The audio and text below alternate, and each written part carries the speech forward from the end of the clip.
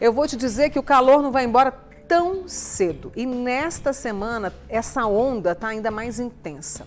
Para vocês terem uma ideia, ontem a umidade relativa do ar foi de 11% aqui em Uberlândia. Acredito que na região não foi diferente.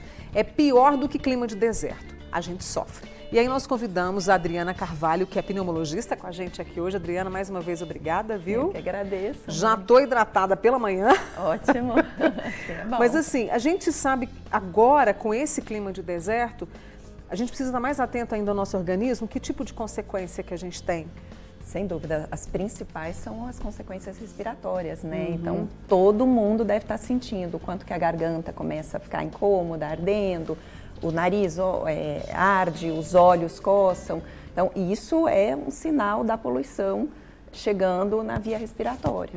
E aí, quem não tem doença também está sentindo. Mas quem tem doença está sentindo mais ainda as consequências, que são as doenças respiratórias mesmo. Por exemplo, quem tem asma, bronquite, sinusite, está sofrendo muito nesses últimos dias. Exatamente. Quem tem asma está descompensando, mandando mensagem. Paciente que estava muito bem controlado, mandando mensagem porque está descompensando, entendeu? Os pacientes com enfisema, com DPLC estão sofrendo muito com a falta de ar.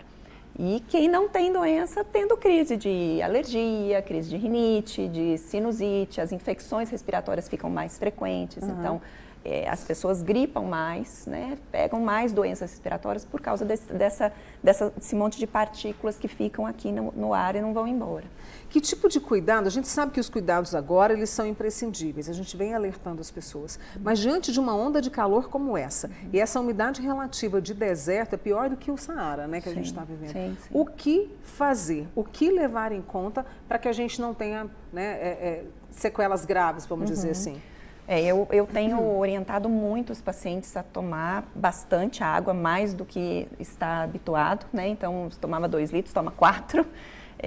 E eu tenho falado muito, evitem exposição ao ar livre. Então, faz exercício em casa. Você está acostumado a correr, meio-dia, não é um horário bom para você correr. Então, prefira subir dessa escada no seu trabalho, na sua casa, no seu condomínio, porque no ambiente fechado.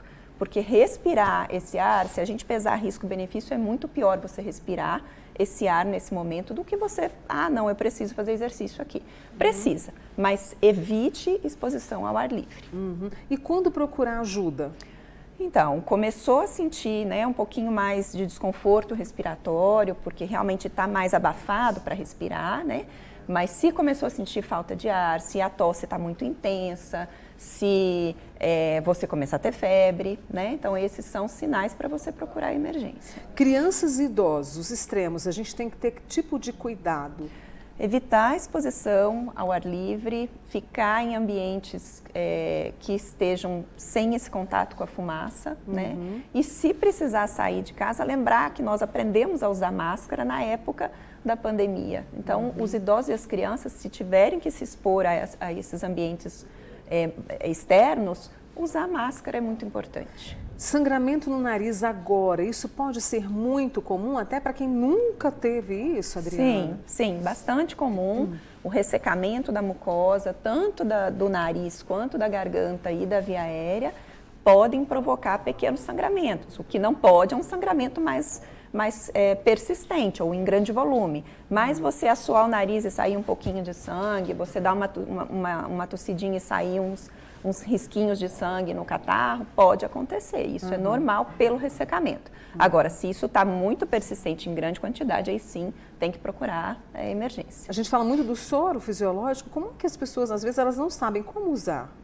Então, isso, se você tomar bastante água, se você conseguir pelo menos lavar o nariz ou fazer, existem soros fisiológicos em gel hoje, que você pode colocar ali o gelzinho e ele dura algumas horas, tá? Então, ele ajuda a umidificar a via aérea.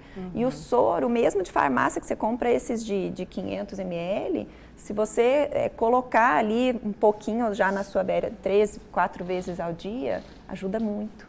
Tem uma amiga nossa, a Franciele, disse que leva a filha para a escola ali por volta de 1h da tarde, que é o horário de entrada. Nossa, péssimo. Qual é o conselho aqui para ela? Porque as duas já estão sentindo esse mal-estar, que é algo que a gente não sabe explicar. O corpo vai ficando esquisito, dá uma sensação de que a gente perdeu a alma, né? Sim, sim. Hidratação excessiva e uso de máscara se tiver que andar, né, na rua. E assim, talvez a gente tenha que, se estiver se sentindo muito mal, evitar sair e ir para a escola nesses dias. Né? Roupas leves também podem ajudar, sim, né? Nesse sim. caso. O uso do chapéu também, eu acho que a gente vai ter que tirar chapéu e boné do guarda-roupa. Proteção, porque a gente tem um inverno que não é inverno, né? A gente tem onda de calor, vai estar mais quente ainda, então a vontade é de abrir tudo, só que aí se abrir tudo entra muita fumaça. A gente fica sem Então, saída, né? E aí se você fechar tudo e ligar o ar-condicionado resseca muito, então nós estamos meio que num beco sem saída aqui, tá difícil. Tá difícil realmente. Suco, para quem tem resistência à água, vai tomando a água, mas de repente fala, não quero tomar mais, o suco pode ajudar? Sim, qualquer tipo de líquido te ajuda a hidratação, exceto a bebida alcoólica, né? Mas assim, o leite, o suco, a vitamina, tudo que você puder colocar de líquido, vai ter a água também, então isso ajuda. Sangramento intenso no nariz, pode ser o vaso que dilatou? A pergunta que chegou da Elânia. Sim, se o vaso tiver, se você tiver alguma lesão na hora de assoar o nariz, um ressecamento, pode fazer algum vasinho estourar e fazer o sangramento. Né? Uma amiga nossa lá do Shopping Park, a Thaís, aqui em casa põem água pela casa, nos baldes, com toalha e lava o nariz das minhas meninas de vez em quando. Tá Ótimo, correta correto. a atitude dela? Pode ajudar.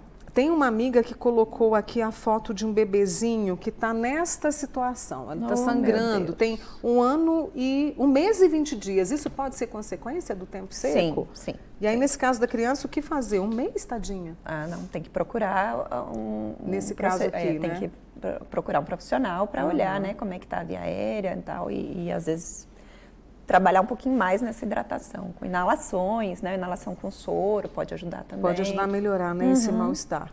É se hidratar, rever os horários da atividade física, porque senão a gente pode ter complicação, né? Alimentação saudável, roupa mais leve para a gente suportar até que a chuva venha. Adriana, obrigada mais uma vez. Eu que agradeço. Viu? Obrigada, Mônica. Adriana Carvalho, pneumologista, com a gente aqui hoje, né? Participando e nos orientando bastante. Obrigada, bom dia para você. Obrigada, Mônica. O pessoal está elogiando seu look, viu, Adriana? Obrigada. Essa